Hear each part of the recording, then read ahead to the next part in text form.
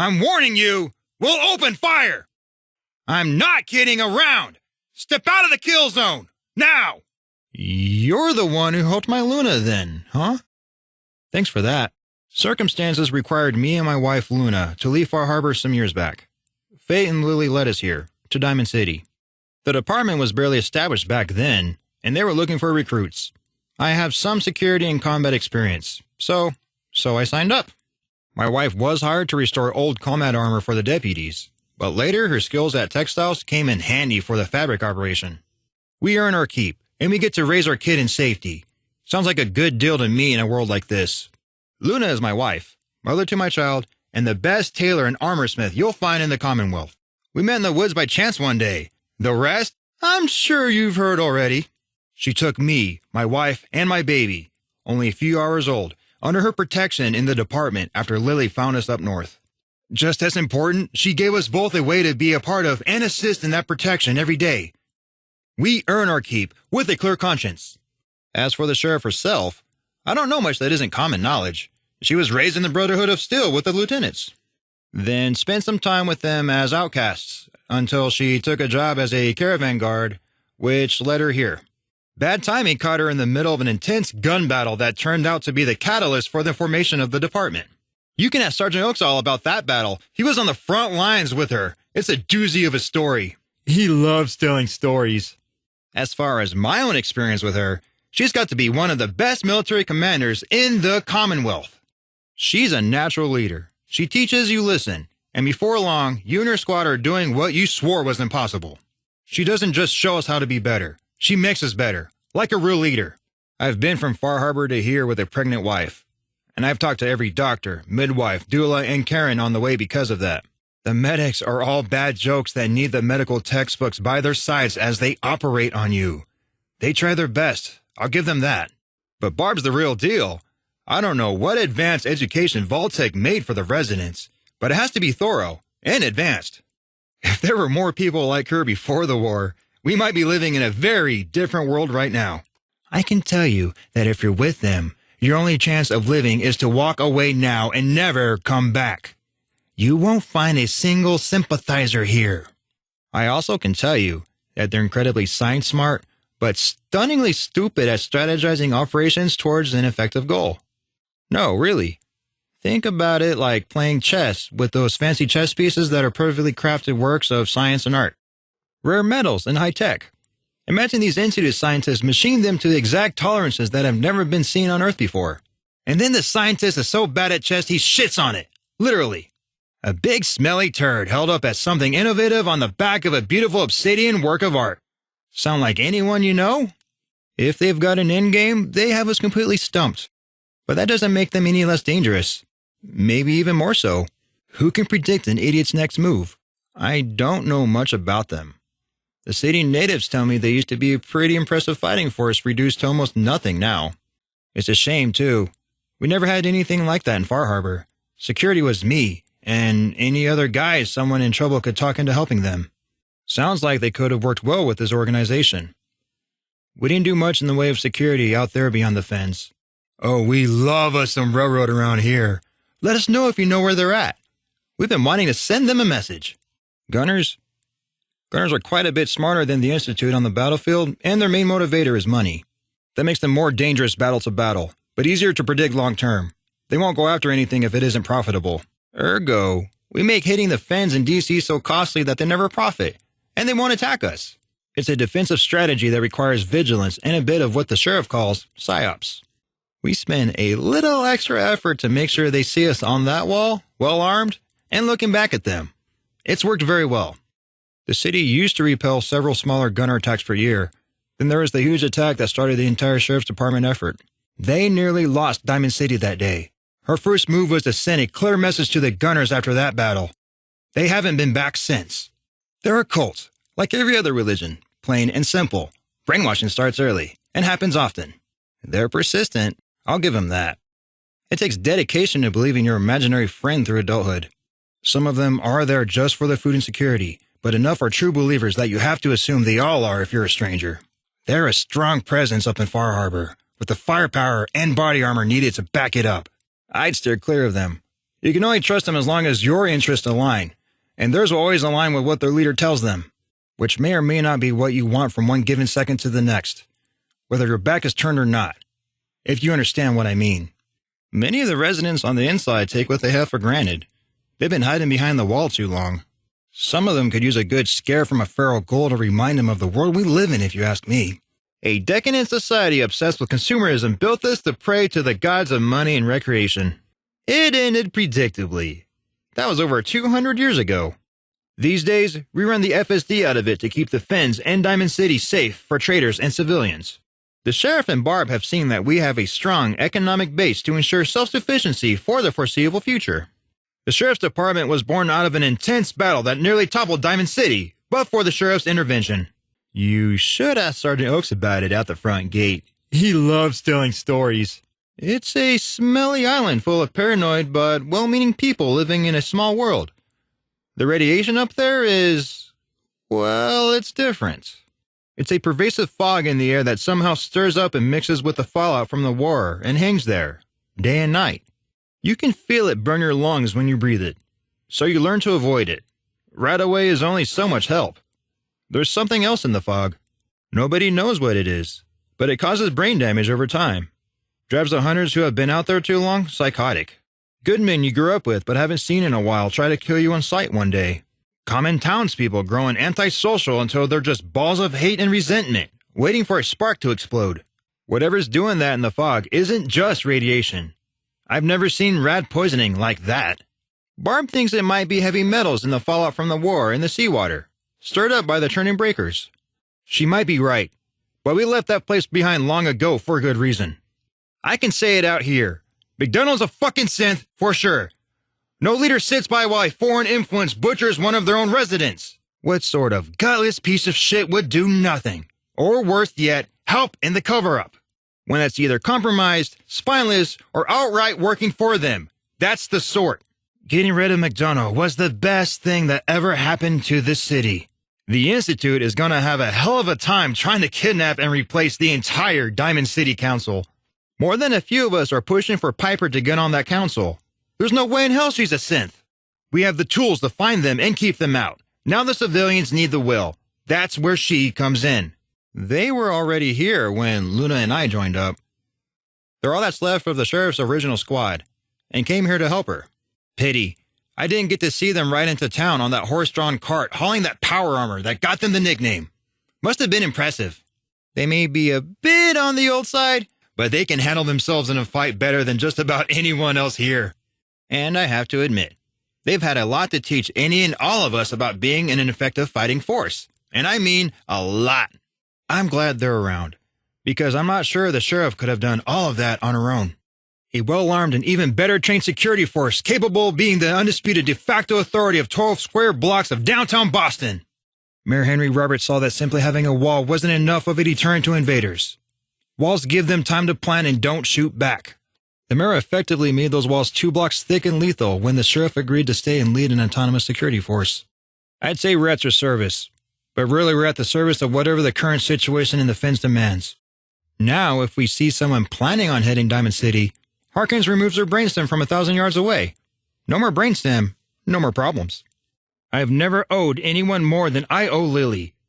My very pregnant wife and I traveled here on foot from the shore off Far Harbor Island. My son chose the worst possible time to be born, and Luna was forced to give birth in a parking garage behind a car for cover not far to the north. A pack of those mechanical synths were attracted by her screams, and they tried to make short work of us. Normally we'd have covered each other and ran away, but, well, my wife was giving birth, you know? We weren't going to make it with only one of us in fighting shape and all those toasters bearing down on us. But then Lily showed up in her T-60. She was just a kid, maybe 14 years old, but she caught them totally by surprise and curb-stomped the fuck out of 3 before they even knew she was there. Between the 2 of us, we took them out while my wife was bringing Evan into this world, on a concrete floor behind a rusty car by lantern light. It was only after I heard Evan crying when the fighting stopped that I knew he had been born. Luna was holding him while the scents burned around us.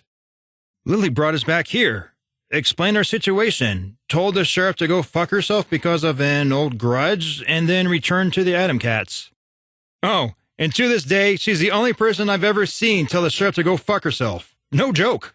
She saved the lives of me and my family and brought us to real safety. How do you repay a debt like that? You don't. I haven't known any interaction with them outside of the sheriffs and lieutenants, to be honest. If nothing else, I can tell you their training program must be formidable after everything they've taught us so far.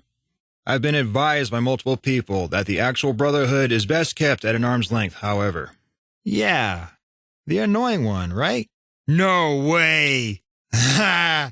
I gotta shake Soak's hand for that one. He's my new hero. Sorry, I'm on duty right now.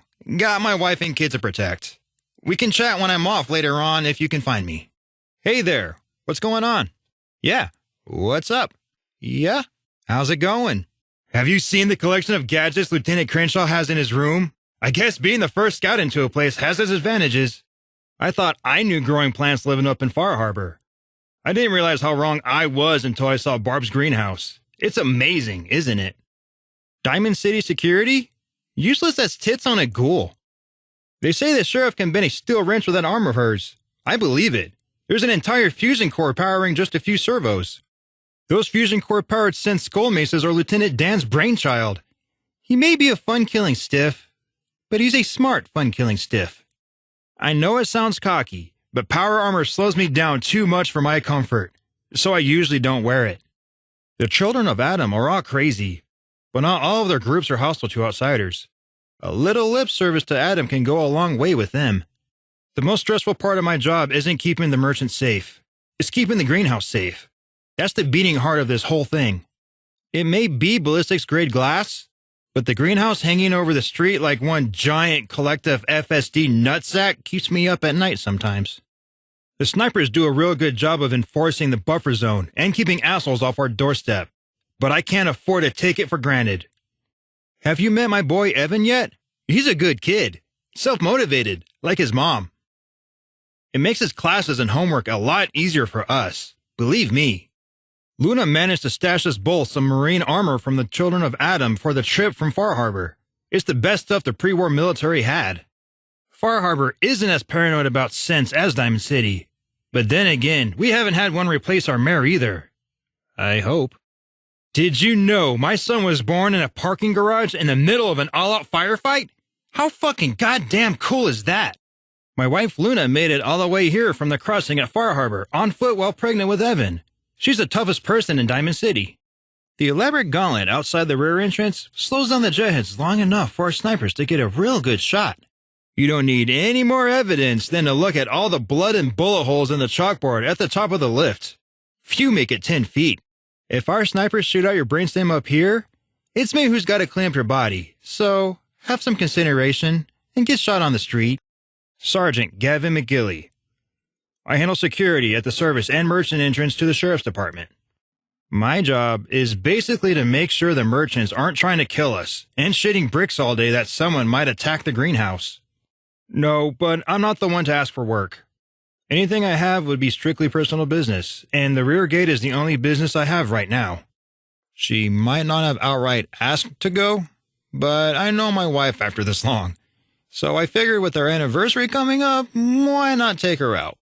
I wanted to get her something nice to wear for it, but there's only one problem. My wife is the head tailor and armorer of the department. She's also got a business relationship with Big Mouth Becky Fallon, so if I wanted to get her something to wear, it's got to come from outside D.C. I managed to talk to Lucas Miller on the down low, and he said he could help me, for a price of course, which I paid. Only problem is, my wife was trading with him last time he came to the city, so I couldn't be talking to him if I wanted her to be surprised. So I need someone to go track down Lucas Miller's caravan for me, tell him I sent them, pick up that new dress, and bring it back here. I got no idea where he is right now, but I overheard him saying he'd be on his usual route this week. Sounds like something you could take care of? You see, my wife was talking about checking out the Live Acts and Good Neighbor and that new place, the Manhattan Project, not that long ago. Great. This will really help me out. I was making plans and trading shifts, but when I wasn't able to get that dress, I got a little nervous. I wish I could tell you more about where Lucas is right now, but he's usually in Bunker Hill, or in the settlement to the north of Bunker Hill. Here's the receipt. Just show him this and he should hand it over no problem. You sure? You'd really be helping me out here. I'd even put in a good word for you. See what we can do about getting your clearance. I understand. We're all busy. This clock is ticking, though. I traded shifts and got some time off. This job won't be around forever. I pretty much told you all about it. Find Lucas, get the dress, bring it back here, done. No. Oh, this is such bullshit! I appreciate that more than you know. I totally boned her in the woods. What? It's the truth. I knew it the moment I laid eyes on her. She was taking a bath in a pool, naked as a mole rat when I stumbled into the clearing. Lot of private places out in those woods. I love you too, hun. Aw, give me a break, hun. Evan ain't here. Sir, Evan said we were crowding him, so we're headed over here. He wanted us to know that he's a big boy now and doesn't need a babysitter. Speaking of, we asked him if being a big boy meant no more bedtime stories. He definitely still wants his stories, so I'm sure he'd appreciate that. No shit? And I thought Barb was an out-of-the-box thinker. The entire stronghold? By yourself? Impressive. I always figured it was a matter of finding someone compatible. There's got to be more Garys out there. Geez, okay. There's only one Gary. Got it. Don't throw me in the lockup. I just meant more people like him. You again. Hold there. What do you want? Hey, we're trying to eat here, guys. He didn't say make the kids now. Get a room. I gotta agree with Lily here. I was there. The lieutenant blasted the shit. Sorry, Linda. Have it. Yeah, what was that even like? I still can't imagine her as a little kid, running around with toys and playing games. That explains a hell of a lot with you guys. Oh, hey, Mark. Yeah, pull up a seat. Doesn't matter what it was for. It's about freaking time we moved.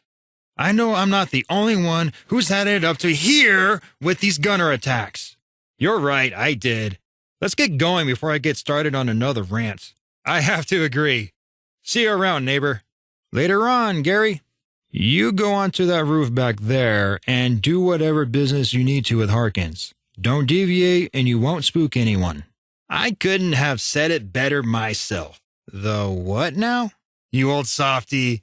I'd kiss you if it probably wouldn't pull a scab off your head. But as I was saying, yeah, I watched through my scope while Linda called out and brained a couple of them. You both do quality work.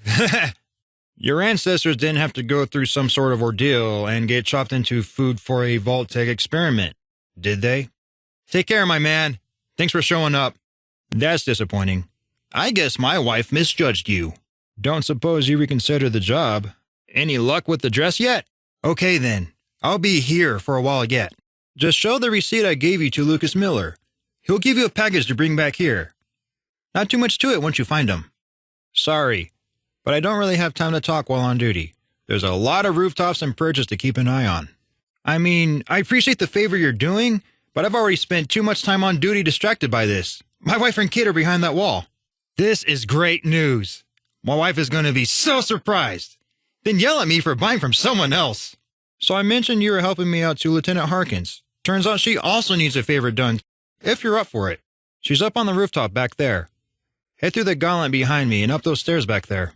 We won't shoot at you this time, but I still can't let you in the green zone till you're cleared. It's not my call, so don't ask. You kidding me? My people are a bunch of inbred xenophobes. She was an outsider on the other side of the island, not one of them. They'd just as soon have let her starve than let another person into that tiny, closed-off community. No, Luna went to the right people to stay alive.